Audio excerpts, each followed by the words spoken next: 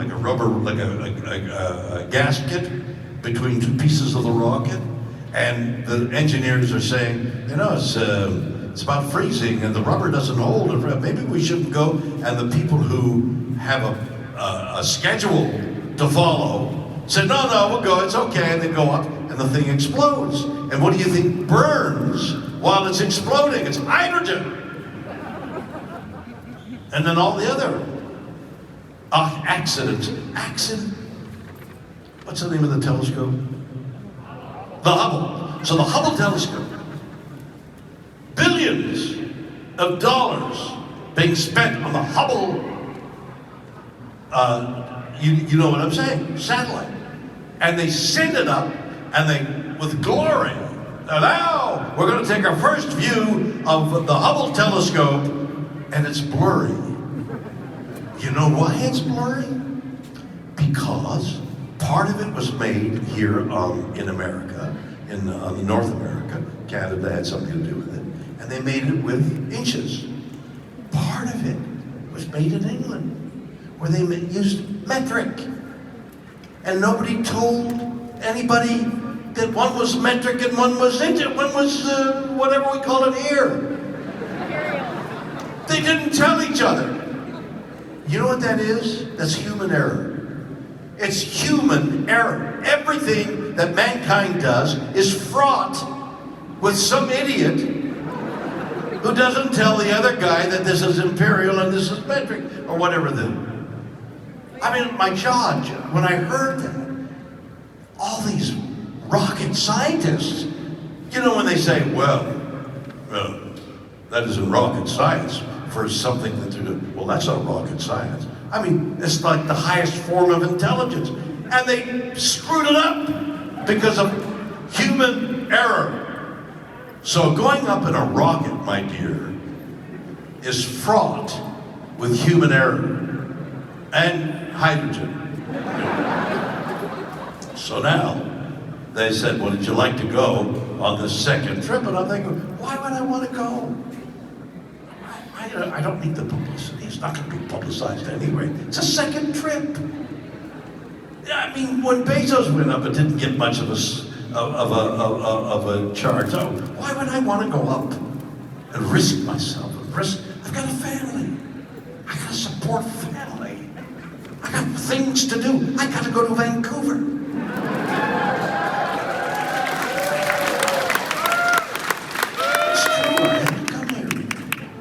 So I'm lying in bed in that moment when you wake, just before you wake up or as you're waking up, and all these thoughts, you know, you're thinking, what have I got to do today? And I got to remember to say such and such.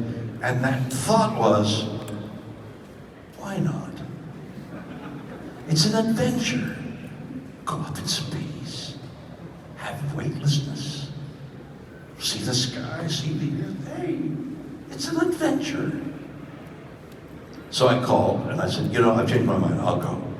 So now I'm bringing this all together. So now on a Sunday, I'm going to the desert on a Monday. A day early, everybody else is going to get there. All the other people riding in the rocket are going to get there on Tuesday.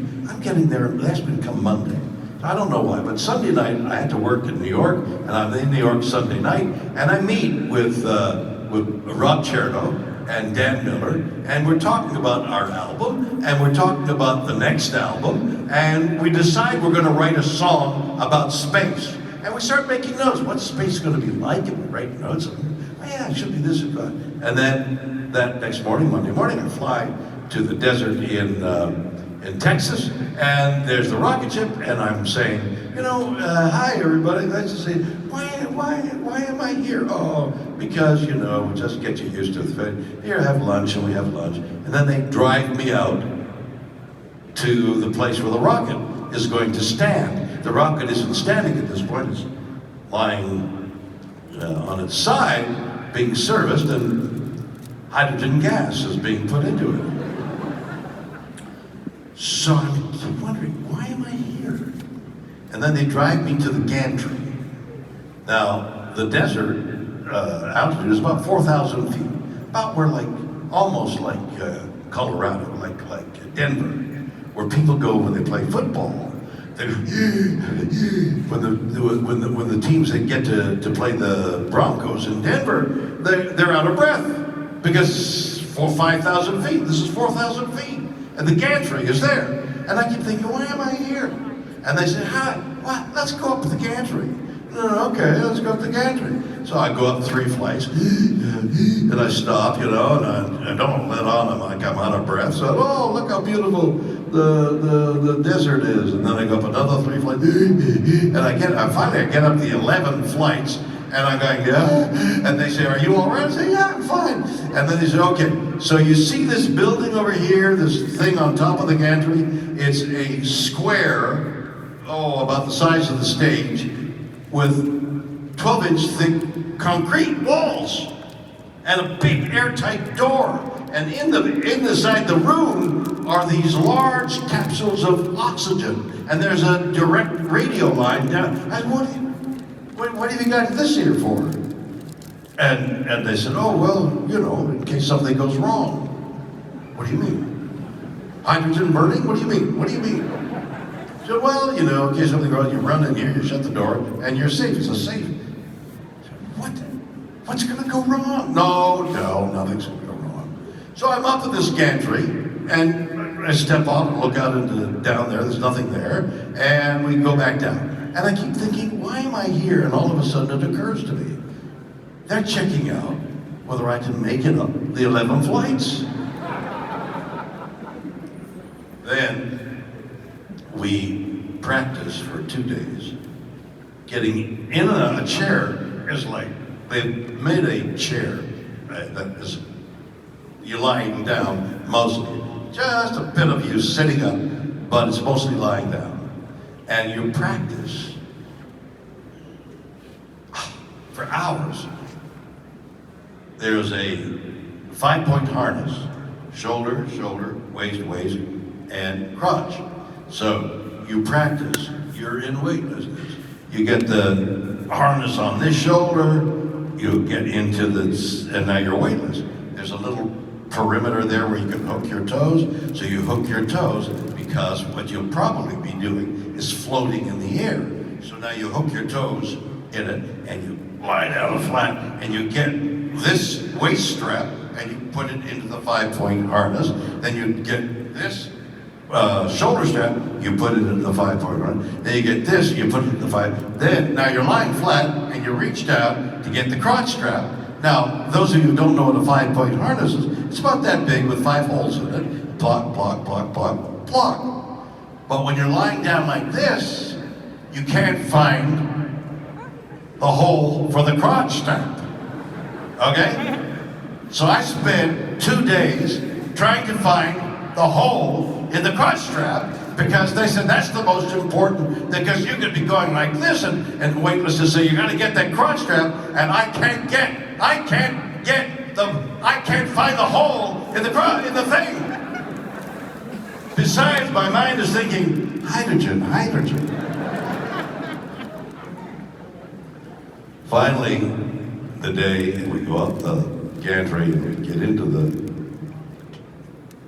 space vehicle, I love to say that, we get into the space vehicle, and we lie down, and the voice comes over the loudspeaker, okay, everybody, good. We're going to start the countdown now. And I don't know about anybody else, because I never assessed anybody else. I've done a lot of dangerous things in my life. I've done rapids with a kayak, and I didn't know how to kayak. A kayak needs an Eskimo roll, because the kayak, as fast as the skiers among you know, as fast as you fall when skiing, that's how fast a kayak rolls over in a blink of an eye. Faster than a blink of an eye. Suddenly you're underwater. So you're underwater upside down, you gotta stick your paddle up there and roll back up. It's called an Eskimo roll. So when you get used to it, it's instinctively, and you're back up. I wasn't used to it, and I was down ultimately 5 points. I've hunted at the time, years and years ago, when hunting was acceptable, with a bow and arrow. I've stood beside grizzly bears. I mean, I've done open air aerobatics with an open air a biplane, a pit special it's called. I mean, I put myself in danger a lot. It's a thrill, you know, because in my philosophy, only the stuntman gets hurt. Actors don't get hurt. It's if something dangerous, the stuntman does. I was near here. There's a place called Moses Lake, just south of the border. Does anybody know the Moses Lake? So, yeah, same person who bought my album.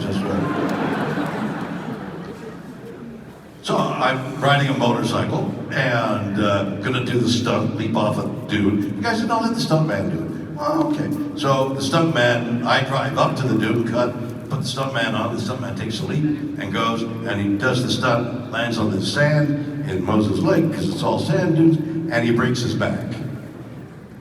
Stuntman got hurt, not the actor. So I never think about getting hurt. If I'm doing something, I think, nah, I'm untouchable. Because if it was really dangerous, we'd have a stuntman do it, no matter what it was. So I'm lying there, listening to the countdown, and the guy says, 15, hold on, hold the count. There's an anomaly in the countdown. Anomaly? What's an anomaly? Well, an anomaly is something's not right. It's outside the common knowledge. Something's happened on the countdown. There's an anomaly. Is it hydrogen? Is it hydrogen? No, I don't know.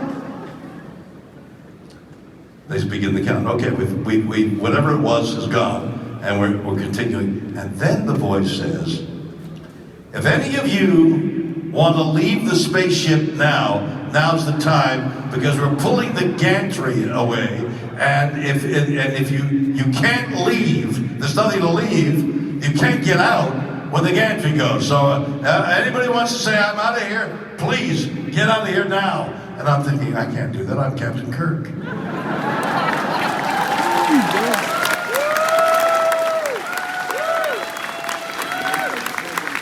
So I don't go, and I see the gantry pull away through a window. And go, Lordy Lord, that's my last chance. And now the thing fires off, and up we go. And we're now into, there's an instrument, I'm lying like this, and there's an instrument there giving you all the readouts, and there's a G counter, a G-force counter. And there's one G at sea level. And then, as you rise up, as the forces of gravity, you can see this G-force thing, and now there's 2 Gs.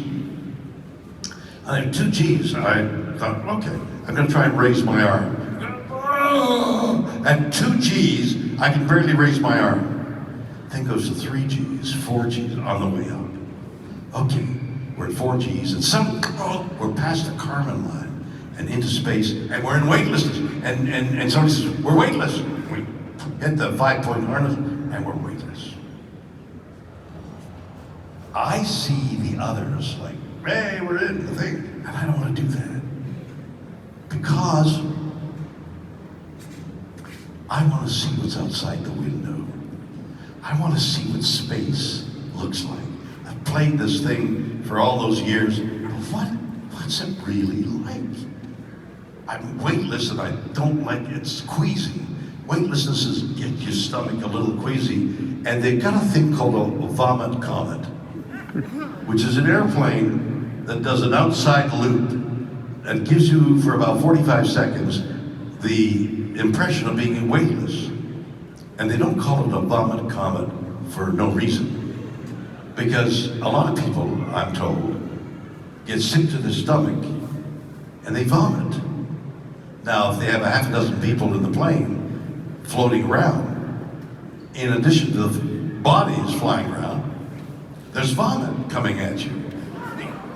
I want to be there, you know what I mean? I'm an actor, right? So I feel a little queasy about the weightlessness, and I get to the window as quickly as I can. And I look behind, for some reason, I'm looking behind, and I see something that I've never heard discussed before. And that is, there's a wake. There's, in the air, it's like water, there's a wake. It's empty, and then I see the they're come together again, and the ship is making a wake through the blue air. I'm looking at the blue air, thinking, I've never heard of that before. There's no question this thing is going through the air, and then I look up here, and there is the blackness of space. Now, I've done a lot of studying. I may have been the last person to interview Stephen Hawking, for example. I've done a lot of stuff about constellations and galaxies, and I've talked to a lot of scientists over the years. I'm mesmerized by the mystery, the awe of the universe, that which we can see. I'm filled with the love of the mystery of the universe. But that was not the mystery of the universe. That was black. The kind of blackness, I don't know whether any of you have ever been in a cave where they close the door of the cave and it's black.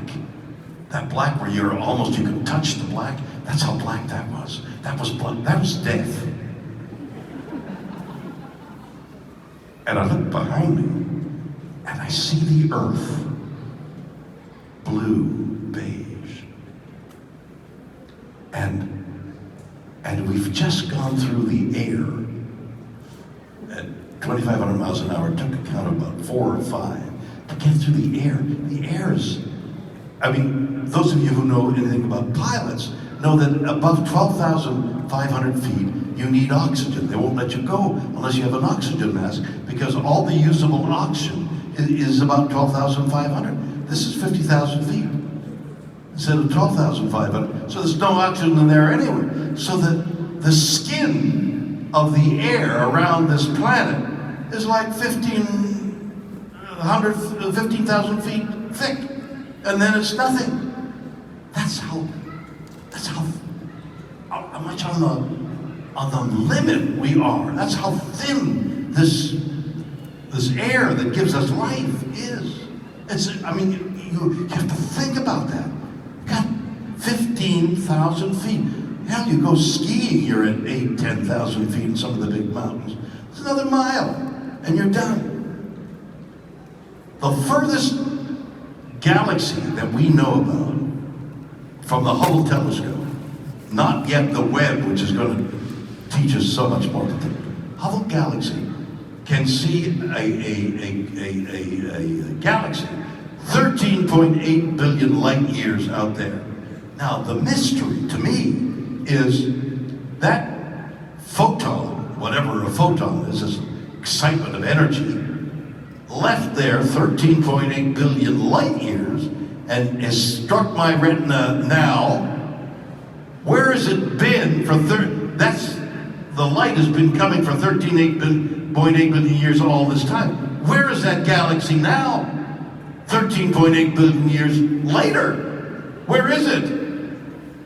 We don't know. That's how distant and mystical the universe is. I saw none of that. I saw death.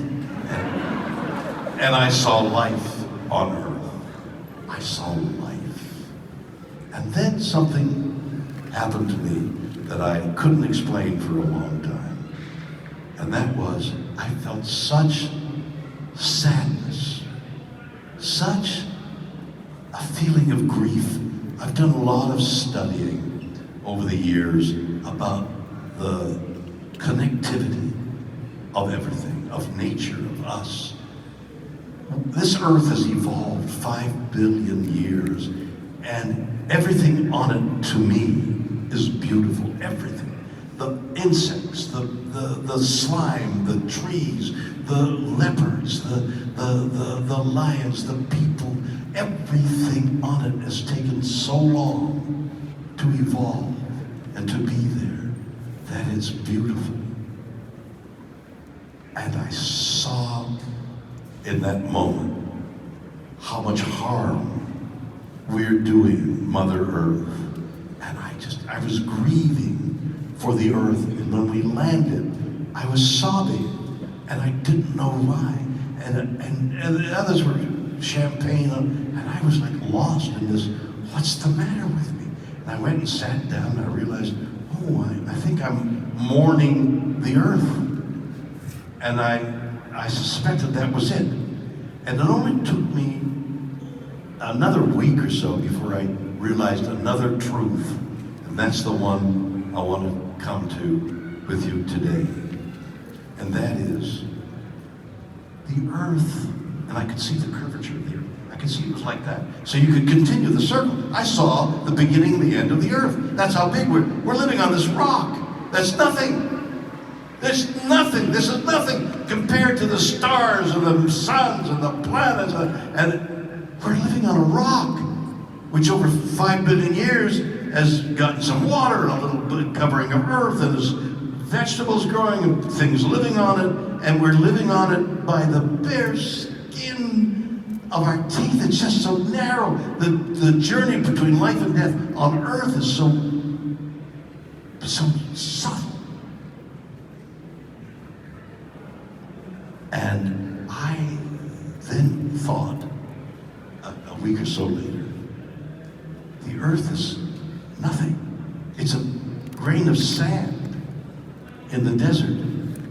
And then we, human beings, these little tiny, really 6 foot, 5 foot tall, nothing human beings are living on this little rock.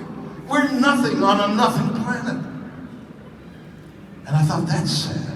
And then I came to this other realization. We've been given the gift of consciousness, of realization. We're nothing on a nothing planet. But look at, with awe and with wonder, the universe. We've been given the gift of consciousness. And that miracle stayed with me. And all I can tell you is, I've always been an ecologist. I've always been, when I read Rachel Carson's book, The Silent Spring, 50 years ago, I was filled with anxiety about life on Earth. And as time has gone on, filled with more and more anxiety. And that's why I was grieving, and that's what I saw.